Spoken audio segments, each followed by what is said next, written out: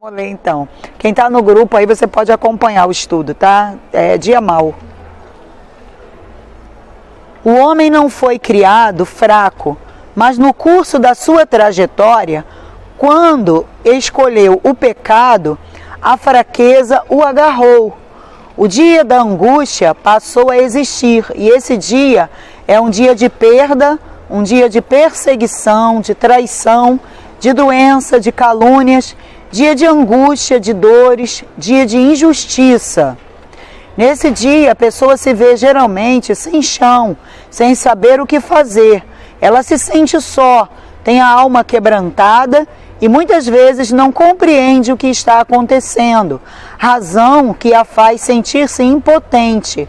Em Provérbios 24:10 diz exatamente assim: se te mostrares fraco no dia da angústia, é que a tua força é pequena. A fraqueza gera angústia, e isso só pode ser vencido através de uma perpétua confiança, de uma comunhão mantedora da crença no sobrenatural. E isso só pode acontecer se de fato se andar no Espírito. As orientações, os conselhos da carne ou consolo não faz diferença nessa hora, mas a crença na palavra de Deus é o único recurso para sustentar essa confiança, podendo reverter toda angústia e fazer se tornar forte. Todos podem dizer que são fortes, porém, nem todos, quando têm a sua força experimentada, conseguem se manter de pé. Em uma luta de boxe, por exemplo, o vencedor é o que fica de pé até o fim, é o que mais bate. Na fé não é diferente. Se é preciso reagir no dia mau, batendo de frente com as imposições da maldade.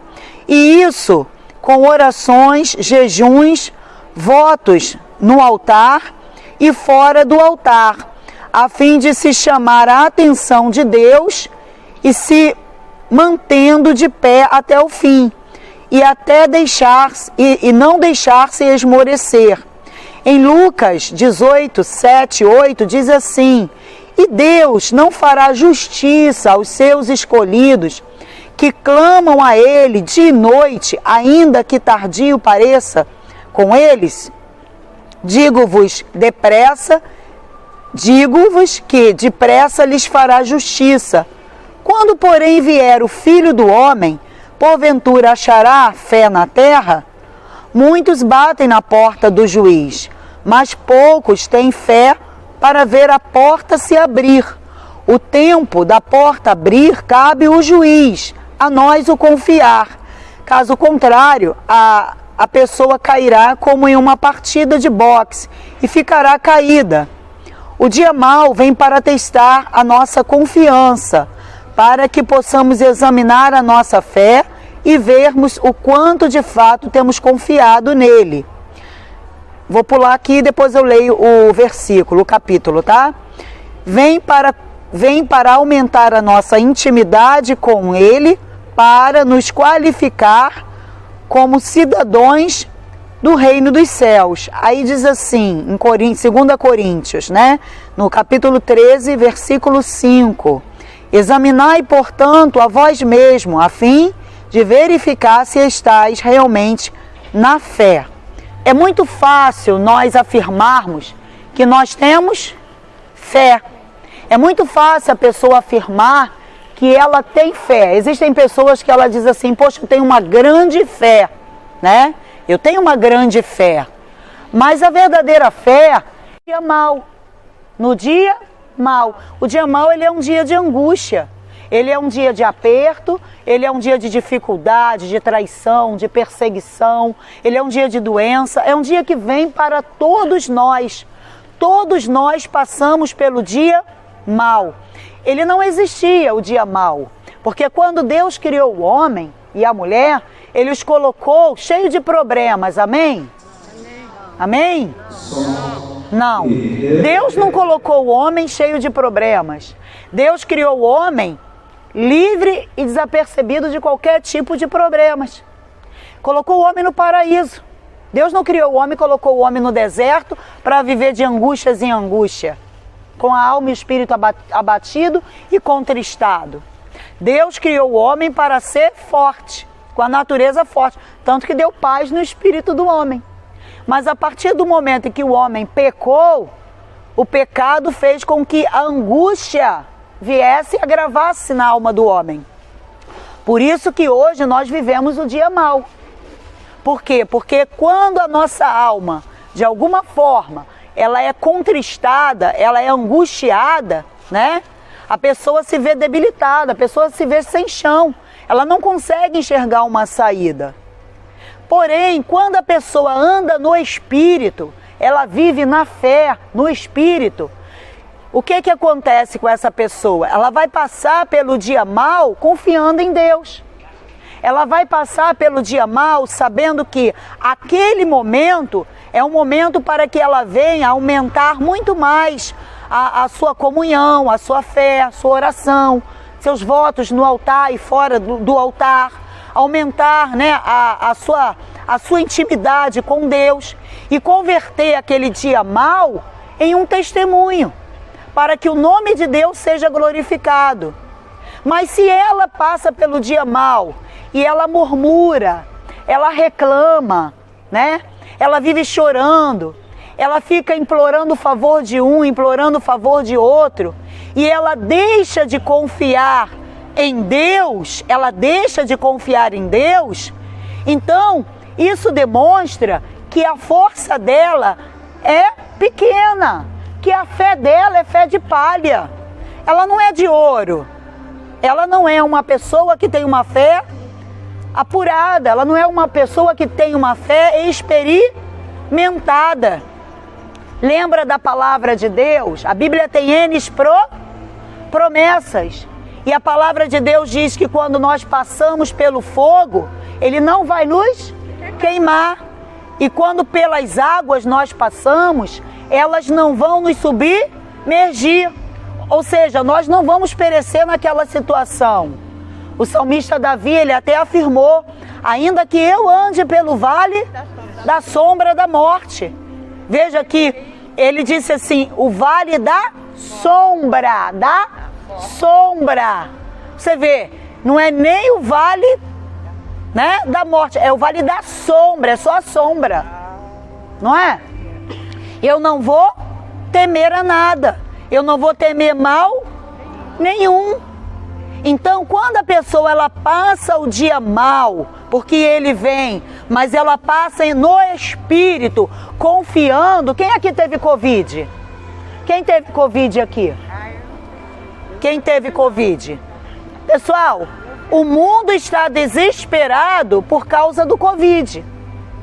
Mas existem outras doenças que estão matando muito mais do que o Covid. É claro, nós não vamos brincar de nos expor, não é verdade? Ninguém vai sair sem máscara, sem passar o álcool gel, sem buscar um distanciamento. Nós vamos vigiar, porque Deus mandou primeiro vigiar e depois orar, não é isso? Mas eu não posso permitir que a minha alma, porque o mundo está alarmado por causa do Covid-19, ou por causa que o Covid virou variante, né? Eu não posso, o que acontece? Eu não posso deixar que a minha alma venha ficar desesperada. Porque se você ficar desesperado, angustiado, aflito, a sua imunidade vai baixar. Quando a pessoa ela tem muitas preocupações, ela absorve muito o problema, a imunidade dela baixa, pessoal, vai abaixar. Então ela fica muito mais presa fácil de uma doença, de uma enfermidade. Então, eu tenho que vigiar também isso. Por isso que a confiança, ela é tudo. Não basta a pessoa ter uma fé, como ela diz, eu tenho uma fé muito grande. Mas se você tem fé e você não sustentar a sua fé com a confiança, você não vai chegar até o final.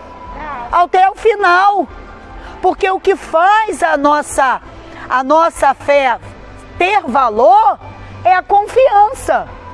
É eu acreditar verdadeiramente nas promessas do Senhor Jesus.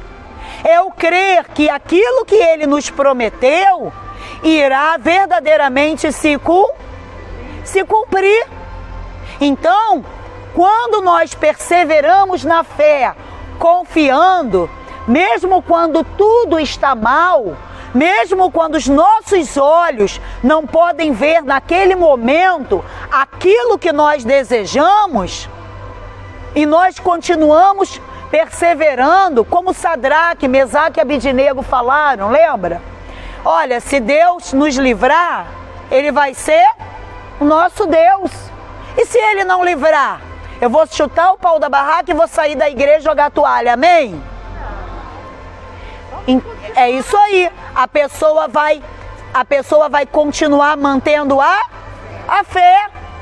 Meu Deus, ainda que os meus olhos não viram aquilo que eu desejo, mas eu vou manter a minha fé. E uma das coisas, pessoal, que nós temos a necessidade, além da perseverança, de irmos até o fim, é de guardar o coração. Porque são muitas as setas, os dardos do diabo. Muitas vezes as nossas bênçãos, elas ficam retardadas, elas não acontecem porque está escrito: bem-aventurados limpos de coração, porque vão ver a Deus. Então, se nós ainda não vimos a Deus em determinadas áreas da nossa vida, é porque o coração não está limpo. Ainda tem um resíduo lá dentro dele do mal. Tem uma tristeza, tem uma mágoa. Quando aquele marido te fala uma palavra, a tua alma ainda fica ferida. Você não consegue separar o teu marido do diabo. Você não consegue entender que quem está ali é o Satanás usando a língua dele. Quando o teu filho chega e diz, né, uma palavra absurda: eu te odeio, eu não gosto de você. Você olha e aí você sente, sabe, tanta mágoa, tanta tristeza, que você acaba espraguejando o teu próprio filho, sua própria filha. E aí, a coisa vai ficando pior. Porque nós que estamos na presença de Deus, somos nós que temos a obrigação de guardar o nosso coração. E entender que nós vivemos no mundo espiritual. E se nós vivemos no mundo espiritual, a nossa luta não é contra carne nem sangue. É contra o Satanás e seus demônios. Ele nos conhece, ele conhece as nossas fraquezas. Ele sabe como vai tocar em nós para angustiar a nossa alma, para fazer com que a nossa força seja pequena. Então, nós precisamos, para ter uma fé grande, de fato e de verdade, permanecermos firmes até o final, nós precisamos guardar o coração e perseverar, acreditando, confiando, olhando para Jesus. Imagina se na trajetória da cruz do Calvário, Jesus diz assim: Pai, está pesando muito, a cruz está pesada, vou desistir com ela aqui no meio do caminho, então corta um pedaço dessa cruz. Hoje nós não seríamos salvos. Então, pessoal, grandes testemunhos, eles são dados através de grande perseverança, de grande fé. É muito fácil se falar que tem fé.